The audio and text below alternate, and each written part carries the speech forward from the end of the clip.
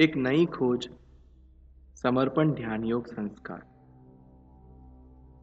सभी पुण्यात्माओं को मेरा नमस्कार। हमारे मानव समाज का विकास क्रमबद्ध तरीके से हुआ है और मानव सभ्यता विकसित होने में लाखों साल लगे। मानव पहले समूहों में घूमता था, बाद में गुफाओं में रहने लग गया और बाद में छोटे छोटे कबीले बनाकर उसमें रहने लग गए। कुछ लोग इन कबीलों से भी दूर अकेले ही प्रकृति के सानिध्य में रहने लग गए और सालों प्रकृति के साथ रहकर प्रकृतिमय हो गए। प्रकृति में विचार नहीं होते हैं, प्रकृति कभी विचार नहीं करती है और मनुष्य ने भी प्रकृति के सानिध्य में यह अनुभव किया कि प्रकृति के सानिध्य में विचार बंद हो जाते हैं। विचार केवल मनुष्य ही करता है। इसीलिए सालों जो लोग प्रकृति के सानिध्य में रहते हैं तो प्रकृति फिर मनुष्य के भीतर से भी बहने लग जाती है और ध्यान कब लग जाता है पता भी नहीं चलता। ध्यान लग जाने पर भीतर ही भीतर एक असीम आनंद की प्राप्ति होती है, असीम समाधान की प्राप्ति होती है और फिर उस असीम आनंद की स्थिति को पाकर वे लोग प्रकृतिमय हो गए और वापस कभी अपने कबीलों में वापस ही नहीं गए। लेकिन एकाध दफा जिनमें लोगों को अपना आनंद बांटने की तीव्र इच्छा थी, ऐसे लोग वापस कबीलों में आए और उन्होंने मनुष्य को सभ्य करने के लिए अपने अनुभव और अपनी अनुभूतियां समाज को बताई। वे जब बात करते थे तो प्रकृति साक्षात उनके मुख से बहती थी और लोग भी उनकी बात, उनके अनुभव सुनने उनके पास जमा होने लग जाते और उनकी मृत्यु हो जाने पर उनकी बातें ही उपदेश हो गई और फिर धर्म का निर्माण। और इसीलिए सभी धर्म उपदेशों पर आधारित है। सभी धर्मों में यह करो, यह न करो, यही उपदेश देकर मानव समाज को सभ्य बनाने का प्रयास किया जा रहा है। लेकिन यह सारे उपदेश बाहरी हैं और सभी उपदेश पुस्तकों में और ग्रंथों में लिखे गए हैं।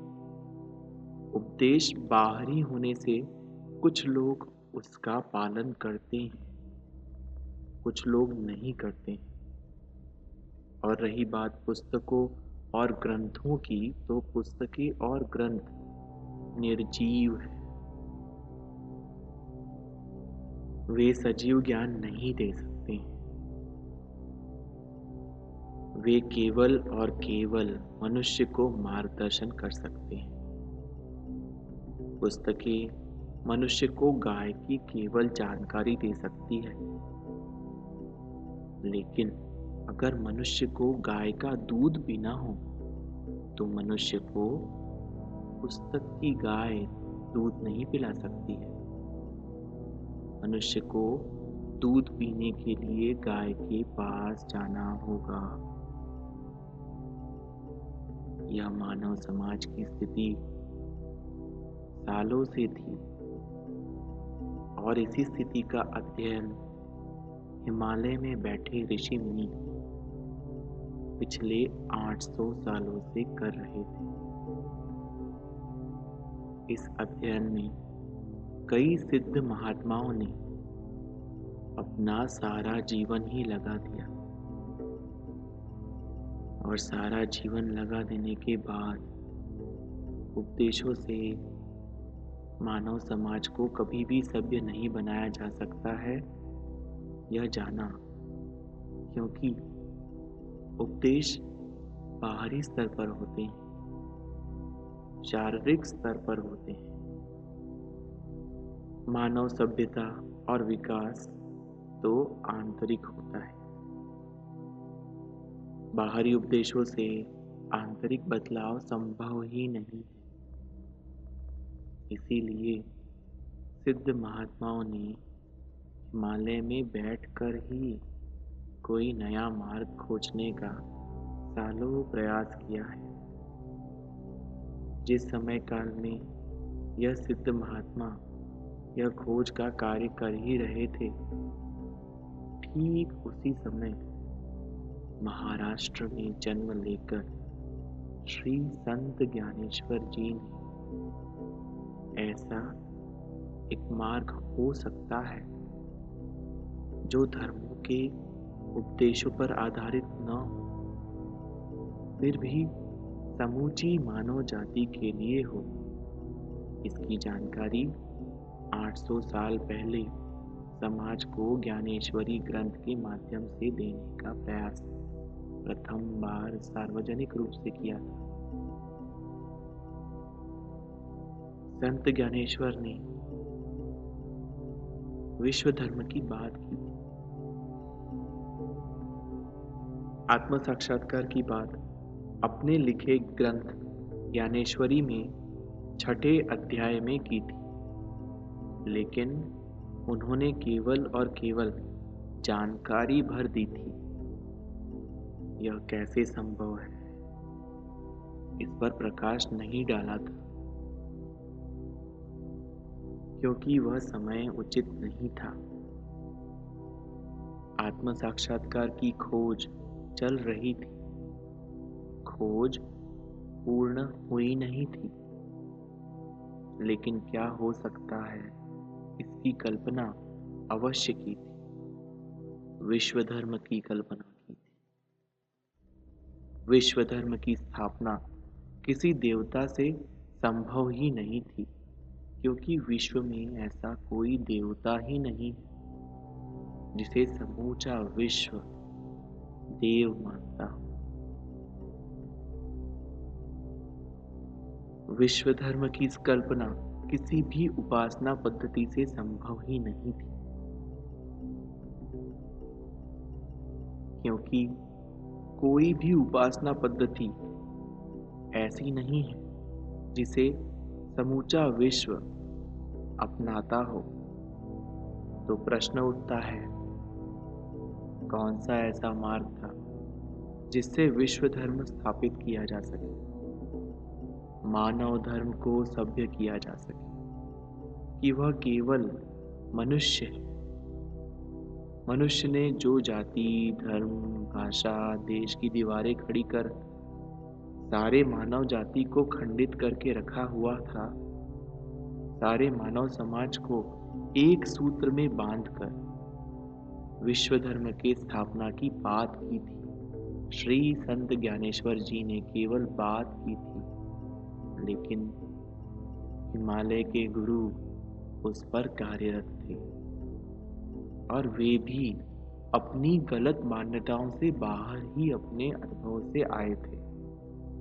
एक मान्यता थी कि स्त्री आध्यात्मिक स्थिति में बाधा है, यही समाज की धारणा थी, और यही धारणा लेकर वे भी इसी समाज से हिमालय में आए थे, और उन्होंने अपनी साधना से अपना एक आभा मंडल बनाया था, और उस आभा मंडल के क्षेत्र में कोई स्त्री नहीं आनी चाहिए, यह कामना भी की थी, और ऐसा सभी ने किया। इसी कारण हिमालय में कोई स्त्री ही नहीं थी। यह धारणा गलत थी। यह गलत धारणा टूटने में भी उनके जीवन के कई साल चले गए। जब वे आध्यात्मिक प्रगति के पथ पर आगे बढ़े तो जाना, स्त्री और पुरुष यह लिंग का भेद तो केवल शारीरिक है। दोनों में आत्मा समान होती है, लेकिन यह ज्ञान होने तक काफी देर हो चुकी थी। वे सालों एक ही स्थान पर रहकर साधना करते थे और वहां उस स्थान पर रहने से उस स्थान का भी एक आभा मंडल इतना सशक्त हो गया था कि वह चाहकर भी अपने आभा मंडल के बाहर निकलकर यह ज्ञान कि स्त्री और पुरुष समान हैं यह बताने भी नहीं आ पाए। इस प्रकार यह समाज की गलत धारणा तोड़ने के लिए किसी माध्यम की आवश्यकता थी। समाज में दूसरी एक धारणा थी कि ध्यान साधना केवल साधु संत ही हिमालय में जाकर कर सकते हैं। यह आध्यात्म का मार्ग सर्वसामान्य मनुष्य के लिए नहीं है। इस धारणा को भी उनको तोड़ने की इच्छा थी। वे चाहते थे आत्मज्ञान समाज का प्रत्येक मनुष्य, फिर वह किसी भी जाति, धर्म, देश, भाषा, रंग का क्यों न हो, प्रत्येक मनुष्य को आत्मज्ञान पाने का जन्म सिद्ध अधिकार है और यह आत्मज्ञान समाज के सभी मनुष्यों तक पहुंचे। लेकिन समस्या यह थी, वह भी अपने सशक्त आभामंडल को तोड़कर समाज तक नहीं आ सकते थे और वे हिमालय में इतने भीतर की ओर जाकर बैठे थे कि कोई भी सर्वसामान्य मनुष्य तो वहां तक पहुंच ही नहीं सकता था। हिमालय के कुछ पहाड़ अति पवित्र माने जाते हैं। वहां के तलहटी में रहने वाले आदिवासी जातियां उसे देवताओं का पहाड़ कहती है। ऐसा मानती है उस पहाड़ पर देवता रहते हैं और उस पहाड़ पर वह न स्वयं चढ़ती है और न किसी को भी वहां चढ़ने देती है। उनकी मान्यता है वहां देव विराजमान है और उस पवित्र पहाड़ पर सामान्य मनुष्य के चढ़ने से देवता नाराज हो जाते हैं और फिर प्रकृति प्रकोप आते हैं। प्रकोप से बचना चाहते हैं। यह सिद्ध महात्मा तो इन्हीं पहाड़ों के पीछे अपनी साधना स्थली बनाए हुए थे। इसीलिए इन तक किसी मनुष्य का पहुंचना तो नामुमकिन ही था। अब आत्मज्ञान सर्व सामान्य मनुष्य तक पहुंचाने के लिए इन्हें भी माध्यम की आवश्यकता थी। इतने 800 साल की साधना से, तपस्या से जो समर्पण ध्यान का संस्कार उन्होंने प्राप्त किया था, इस संस्कार से आत्म साक्षात्कार प्राप्त होकर भी आत्मज्ञान हो सकता था और आत्मज्ञान से अपने आप को जानने का अवसर, अपने आत्मा को जानने का अवसर इस संसार के प्रत्येक मनुष्य को प्राप्त हो सकता था। लेकिन वह अति पवित्र संस्कार समाज तक पहुंचाएं कैसे, यह सबसे बड़ा प्रश्न था।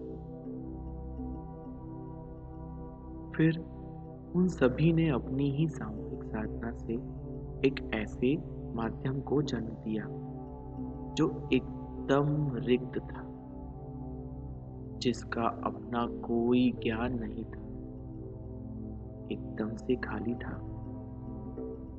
दूसरा, उस माध्यम का अंतिम जन्म था। अपने पूर्व जन्मों में प्राप्त आत्मज्ञान बांटना ही जिसके जीवन का लक्ष्य था, क्योंकि प्राप्त किया हुआ ज्ञान बांटे बिना मोक्ष कभी संभव ही नहीं है। प्रत्येक मनुष्य के जीवन का लक्ष्य आत्मज्ञान प्राप्त कर अपने आप को जानना होता है, लेकिन आत्मज्ञान को बांटकर उसमें से भी मुक्त होना पड़ता है। आत्मज्ञान के साथ मोक्ष संभव नहीं है। आत्मज्ञान से भी मुक्त होना पड़ता है।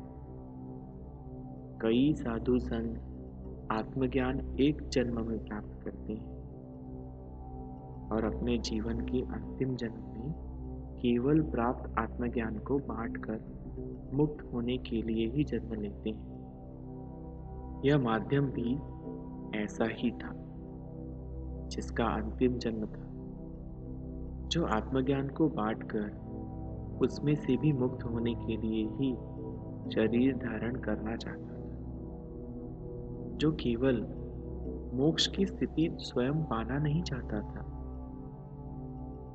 पूर्व जन्मों में जिन्हें उस माध्यम ने आश्वासन दिया था, उन सभी आत्माओं की सामूहिकता के साथ ही मोक्ष प्राप्त करना चाहता था। जिसके जीवन का लक्ष्य था, ऐसे माध्यम के लिए उन्होंने भी हिमालय में सालों इंतजार किया था और उस माध्यम को हिमालय नेपाल में बुलाकर यह संस्कार सौंपने का कठिन कार्य भी श्री शिव बाबा को सौंपा था। श्री शिव बाबा ने भी अपने ही स्थान पर 40 साल माध्यम का इंतजार किया और इसी कार्य को अपने जीवन का एकमात्र लक्ष्य बनाया और अपने ही जीवन में उन्होंने उस माध्यम को हिमालय बुलाकर यह पवित्र संस्कार को सौंपा और यह संसार के समूचे मनुष्य तक पहुंचाने के लिए अधिकृत किया। यह अधिकृत भले ही श्री शिव बाबा ने किया हो, लेकिन शिव बाबा को समूचे हिमालय के उन गुरुओं ने अधिकृत किया था, जिन्होंने 800 साल की साधना से इस संस्कार को निर्माण किया था और श्री शिव बाबा ने इस पावन संस्कार को माध्यम तक पहुंचाकर ही अपने शरीर का त्याग किया, यानी उन्होंने भी अपने जीवन का लक्ष्य अपने ही जीवन में प्राप्त कर लिया। आत्मज्ञान पाने से आत्मज्ञान देने के लिए एक विशेष आध्यात्मिक स्थिति की आवश्यकता होती है। आत्मज्ञान पाने से आत्मज्ञान देना अत्यंत कठिन होता है और लाखों आत्माओं को देना तो ईश्वर कृपा के बिना संभव नहीं है। एक बड़ी गुरुओं की सामूहिक शक्ति जब एकत्र होकर एक ही लक्ष्य पर कार्य करे, तभी यह संभव हो सकता है। यह घटना युगों युगों में एक बार घटती है। यह अधिकृत शब्द है। सारा आध्यात्म ही इस अधिकृत शब्द पर आधारित होता है। हिमालय के गुरुओं ने माध्यम को अधिकृत किया, यानी अपनी समूची आध्यात्मिक साधना की शक्तियां एक ही माध्यम को अधिकृत कर प्रतिनिधि बनाकर सौंप दी, क्योंकि इसी माध्यम से आत्मज्ञान का पवित्र संस्कार सारे समाज में पहुंचने वाला था। लाखों लोग इस संस्कार को पाकर मुक्त होने वाले थे। इस मुक्त अवस्था को पाकर लाखों आत्माओं को मोक्ष की प्राप्ति सामूहिकता में मिलने वाली थी। इतनी विशाल सोच की यह योजना थी, जो योजना पिछले 800 सालों से बन रही थी। उसके क्रियान्वित होने का समय आ गया था। लाखों आत्माएं इसके तहत मोक्ष प्राप्ति करने वाली थी। जिस प्रकार से बरसात की प्रत्येक बूंद का लक्ष्य सागर तक पहुंचना ही होता है, ठीक वैसे ही मोक्ष प्राप्त करने की इच्छा देकर ही प्रत्येक मनुष्य शरीर धारण करता है। मोक्ष प्राप्त करने की इच्छा करना तो सामान्य इच्छा नहीं है, यह मनुष्य शरीर का मूल स्वभाव है। जिस प्रकार से नदी सागर की ओर जाने की इच्छा नहीं करती, नदी का सागर की ओर जाना नदी का स्वभाव होता है। मोक्ष पाने की इच्छा होना ही आध्यात्मिक प्रगति की पहचान है। यह इच्छा बहुत कम लोगों को ही हो पाती है, क्योंकि यह इच्छा शरीर की नहीं होती है, आत्मा की होती है। आत्मा ही इस अनंत में विलीन होने को आतुर रहता है।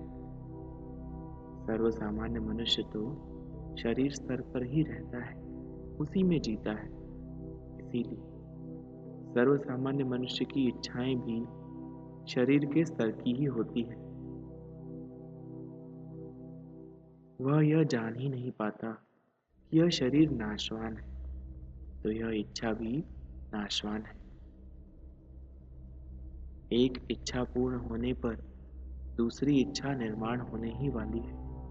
लेकिन मोक्ष पाने की इच्छा तो मनुष्य के जीवन काल की एकमात्र इच्छा है। कई आत्माएं तो केवल इसी एक इच्छा के साथ ही देह धारण करती है। यहाँ यह समझने की आवश्यकता है, देह तो माँ और बाप के कारण ही प्राप्त होता है, और जैसा भी माँ बाप का शरीर व मानसिक स्तर होगा, उसका प्रभाव तो मनुष्य के शरीर पर, मनुष्य की इच्छाओं पर पड़ेगा ही। यह देह के दोष होते हैं और वे देह धारण करने के साथ ही आते हैं। उससे कोई नहीं बच सकता। लेकिन जब मनुष्य को आत्मा का साक्षात्कार होता है, तो यह देह के दोष साधनारत होने पर धीरे धीरे समाप्त हो जाते हैं, और फिर रहती है केवल एक ही इच्छा, जो इच्छा लेकर मनुष्य ने देह धारण किया है। और मनुष्य की यह इच्छा भी तब पूर्ण होती है जब वह अपने पूर्व जन्मों के कर्म भोग लेता है और नए कर्म भी खड़े नहीं करता है। ऐसी कर्म मुक्त अवस्था पाने पर मनुष्य को अपने ही जीवन काल में मोक्ष की स्थिति प्राप्त हो जाती है, और वह जान लेता है मोक्ष की स्थिति मरने के बाद नहीं, मरने के पहले प्राप्त करना होती है। जब तक आप धर्म की सीमा के ऊपर नहीं उठते, तब तक अपने आप को पहचान ही नहीं सकते, और जब तक अपने आप को जानते ही नहीं, आप परमात्मा को कैसे जानोगे? और अपने आप को जानने का मार्ग आत्म साक्षात्कार है। सर्वप्रथम आत्म साक्षात्कार को पाना आवश्यक है, फिर उसका महत्व समझना भी आवश्यक है। समर्पण ध्यान संस्कार से आत्म साक्षात्कार पाया जा सकता है। कोई भी खोज जब होती है तो एक देश का व्यक्ति ही करता है, लेकिन बाद में उस खोज का लाभ संसार के सभी लोग लेते हैं। ठीक वैसा ही नेपाल में हिमालय के ऋषि मुनियों ने भले ही समर्पण ध्यान संस्कार की खोज क्यों न की हो, आज सारा संसार ही इस खोज से लाभान्वित हो रहा है, और यही खोजकर्ताओं की भी इच्छा थी। सदैव ऐसा ही होता है, किसी भी नई खोज का जन्म एक व्यक्ति से होता है, और बाद में उस खोज का लाभ सारी मानव जाति को होता है। समर्पण ध्यान संस्कार का भी ऐसा ही हुआ है। इसका भी लाभ समूची मानव जाति ने लिया है। सभी देशों के लोगों को, सभी धर्मों के लोगों को, सभी रंगों के लोगों को, सभी भाषाओं के लोगों को इसकी अनुभूति का लाभ सदैव एक सा प्राप्त हुआ है।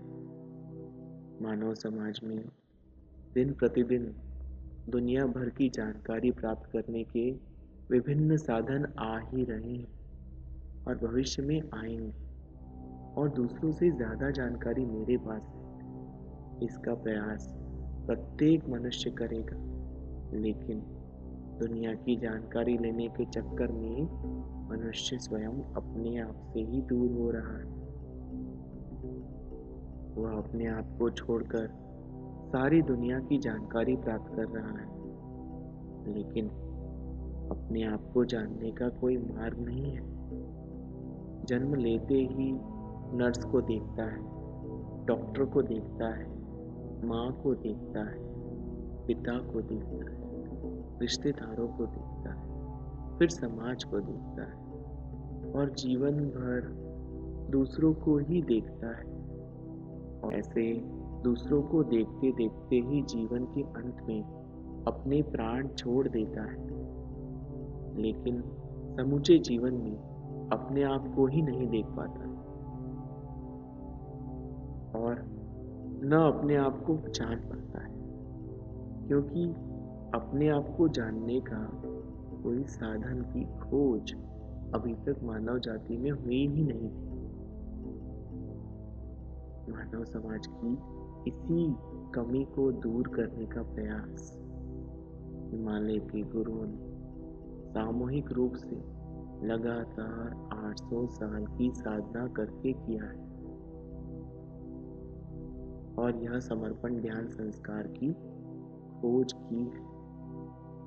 इस संस्कार को ग्रहण कर कोई भी मनुष्य अपने आप को जान सकता है, अपने आप को पहचान सकता है, अपने जीवन का उद्देश्य भी जान सकता है, अपनी क्षमताओं को भी जान सकता है, अपने जीवन को कैसे सुरक्षित रखा जाए यह भी जान सकता है। लेकिन यहाँ ध्यान देने की ही बात है कि यह कोई ऐसी दवा नहीं है कि इंजेक्शन के द्वारा किसी को भी दी जाए। इसमें लेने वाले की स्वतंत्रता है। यह अनुभूति उसी शरीर को हो सकती है जिस शरीर में बैठी आत्मा यह पवित्र संस्कार को ग्रहण करने के लिए राजी हो और इस संस्कार की पवित्रता का सम्मान करे। इस संस्कार की अनुभूति भले शरीर को होती हो, पर आत्मा के स्वीकार करने पर ही होती है। इस संस्कार से आत्मा का शरीर में ही जन्म होता है। प्रत्येक मनुष्य के शरीर में आत्मा तो होती ही है, पर वह सोई हुई होती है। लाखों लोग तो जन्म लेते हैं और मर भी जाते हैं, फिर समूचे जीवन में मेरे भीतर की आत्मा का एहसास ही नहीं कर पाते। इस संस्कार से आत्मा का जन्म होता है। जिस प्रकार से शरीर का जन्म होता है, ठीक इसी प्रकार से आत्मा का भी जन्म होता है। और जिस प्रकार से शरीर को जन्म देने वाली एक ही माँ होती है, ठीक इसी प्रकार से आत्मा को जन्म देने वाली एक ही माँ होती है। शरीर को जन्म किससे होगा यह निश्चित होता है, वैसे ही आत्मा को जन्म कौन सी माँ देगी वह भी निश्चित होता है। शरीर बार बार जन्म लेने के बाद कहीं किसी जन्म में वह दिव्य शरीर प्राप्त होता है, जब मनुष्य को आत्म साक्षात्कार प्राप्त होता है। आत्मा का जन्म बड़ी दुर्लभ घटना होती है। आत्म साक्षात्कार समर्पण ध्यान संस्कार से प्राप्त अनुभूति से होता है। यह अनुभूति प्राप्त होने के बाद परमात्मा की खोज ही समाप्त हो जाती है और मैंने परमात्मा को जान लिया, मैंने परमात्मा को प्राप्त कर लिया। यह समाधान मनुष्य को प्राप्त हो जाता है। परमात्मा प्रत्येक मनुष्य के जीवन का आदि व अंत होता है। परमात्मा को मिलने की, परमात्मा को जानने की जिज्ञासा मनुष्य के जीवन की शुरुआत होती है। परमात्मा को पा लेने के बाद ही मनुष्य के आध्यात्मिक जीवन का अंत भी होता है, क्योंकि परमात्मा को पाने के बाद फिर इस जगत में बाहर से पाने के लिए कुछ भी नहीं रह जाता। फिर जो कुछ पाने का प्रयास होता है वह बाहरी नहीं भीतरी होता है, और परमात्मा मेरे ही भीतर है इसका भी अनुभव होने लग जाता है। और फिर मनुष्य आध्यात्मिक जगत में प्रवेश करता है और स्वावलंबी हो जाता है। फिर उसे किसी गुरु की, किसी देवता की मूर्ति की, किसी पवित्र धार्मिक स्थान जाने की आवश्यकता ही महसूस नहीं होती, और प्रत्येक मनुष्य को वह समान पाता है। इस प्रकार से यह पवित्र संस्कार सारे मानव समाज में मानवता को बढ़ाने का प्रयास करता है। वह इसलिए होता है क्योंकि अनुभूति सभी देशों के, सभी धर्मों के, सभी जाति के, सभी रंगों के लोगों को एक समान होती है। मनुष्य फिर आत्मा के जगत में प्रवेश करता है। फिर मनुष्य में निर्मित जाति, भाषा, देश, प्रदेश, धर्म, रंग आदि की सारी दीवारें ही समाप्त हो जाती हैं, और हमारे पूर्वजों ने जो वसुदेव कुटुंबकम की स्थापना की थी वह कल्पना साकार होने लग जाती है। माध्यम मानव समाज में पिछले 25 सालों से यह कार्य कर रहा है और समूचे विश्व में भ्रमण करके कर रहा है, और इस 25 साल के समाज के अनुभव के आधार पर यह कह सकता है कि सारे मानव समाज को जोड़ने का कार्य केवल और केवल ध्यान योग से ही संभव है। आत्मा का परमात्मा से योग, यानी आत्मा को परमात्मा से जोड़ना ही है। दिन प्रतिदिन इस मार्ग से जुड़ने वाली आत्माओं की सामूहिकता बढ़ रही है, वैसे वैसे इसका प्रभाव भी बढ़ रहा है। इस पवित्र संस्कार को अपनाने वाले लोग जैसे जैसे बढ़ रहे हैं, वैसे वैसे इसके साथ ही सामूहिकता भी बढ़ रही है। प्रत्येक देश की पवित्र आत्माएं, प्रत्येक धर्म की पवित्र आत्माएं, प्रत्येक रंग की पवित्र आत्माएं, प्रत्येक भाषा की पवित्र आत्माएं इस संस्कार के साथ दिन प्रतिदिन जुड़ रही है। इस प्रकार से समाज की श्रेष्ठ वो सर्वोत्तम आत्माओं की एक विशाल सामूहिकता निर्माण हो रही है। इस जगत की पवित्र आत्माएं इसे खोजते खोजते पहुंच रही है, अलग अलग मार्ग से जुड़ रही है, अलग अलग माध्यमों से जुड़ रही है। इस विशाल सामूहिकता को बढ़ाने में स्त्री शक्ति का बहुमूल्य योगदान हुआ है। इस समर्पण ध्यान संस्कार का विश्व भर में तेजी से फैलने के दो प्रमुख कारण हैं। एक तो अनुभूति सभी मनुष्य को समान होती है, इससे समानता का भाव बढ़ता है। दूसरा, इसमें कोई भी उपदेश नहीं, ये करो, ये मत करो, ऐसे कोई उपदेश नहीं है।